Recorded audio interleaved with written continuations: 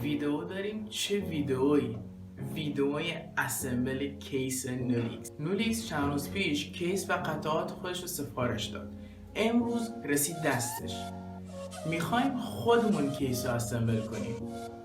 یه اسمبل ناب محمدی کاری از TND استودیو.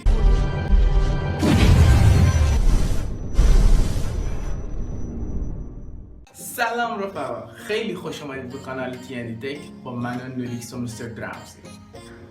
همونجوری که بهتون گفتم قراره بریم کیس نولیکس رو اسمبل کنیم. مشخصات این کیس یه دونه مادربرد Asus پرایم A320 MC-R2 به علاوه یه دونه CPU Ryzen 3 3200G، 2 تا رم 8 گیگ Adata 3200 مگاهرتزی و یه دونه پاور گرین 350 ECU.